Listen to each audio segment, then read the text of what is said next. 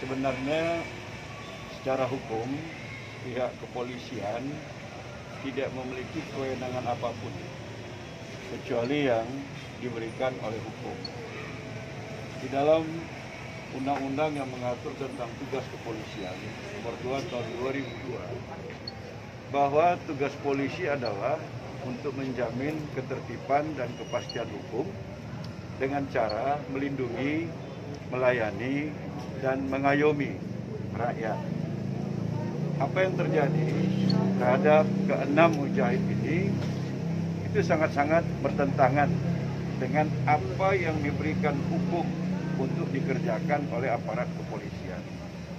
Karena itu kami ingin mengatakan yang dilakukan oleh aparat kepolisian terhadap 6 orang mujahid ini jelas-jelas melanggar hukum, abuse of power, dan ketika itu mengakibatkan melayangnya nyawa rakyat Indonesia yang harusnya mereka lindungi, ini berarti sudah terjadi pelanggaran berat, ya, hak extra judicial killing, dan ini melanggar hak asasi manusia.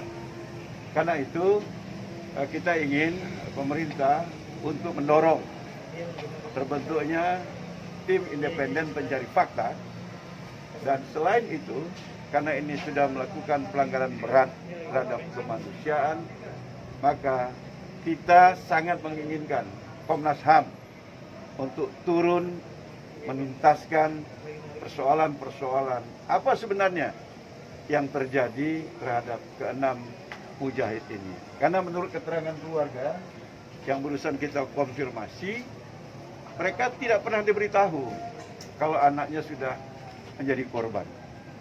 Artinya mereka tahu itu setelah ada pengumuman dari pihak kepolisian yang menurut saya sebagai anggota Komisi 3 selalu saja itu pernyataan sepihak yang tidak didahului dengan menunjukkan bukti-bukti yang mendukung statement yang mereka lakukan. Saya ingin mengatakan ini statement ujuk-ujuk, ya, ujuk-ujuk.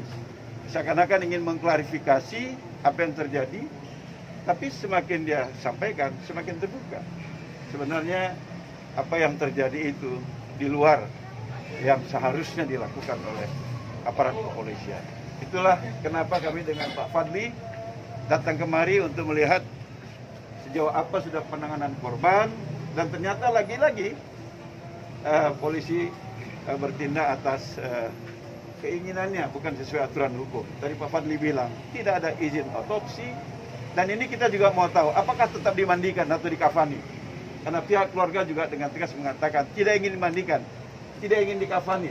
Dan saya mengatakan kalau mereka memang wafatnya karena melaksanakan sebuah kegiatan untuk mentaati Allah, mereka ini syahid dan tidak perlu dimandikan. Tidak perlu dimandikan.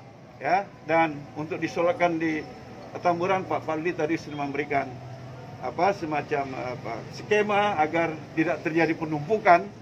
Bahkan saya mengimbau kepada masyarakat Indonesia yang masih menginginkan tegaknya keadilan, cobalah tandai peristiwa ini dengan melaksanakan salat gaib di seluruh daerah untuk mendoakan agar peristiwa seperti ini tidak lagi dialami oleh rakyat Indonesia. Saya kira demikian. Sebenarnya secara hukum pihak kepolisian tidak memiliki kewenangan apapun kecuali yang diberikan oleh hukum.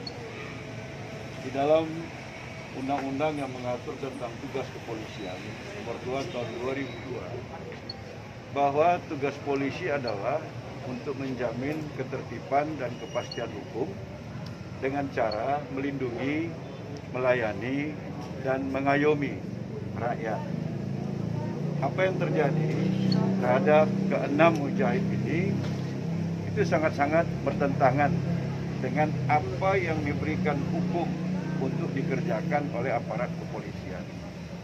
Karena itu kami ingin mengatakan yang dilakukan oleh aparat kepolisian terhadap 6 orang mujahid ini jelas-jelas melanggar hukum, abuse of power, dan ketika itu mengakibatkan melayangnya nyawa rakyat Indonesia yang harusnya mereka lindungi, ini berarti sudah terjadi pelanggaran berat, ya, hak extra judicial killing, dan ini melanggar hak asasi manusia.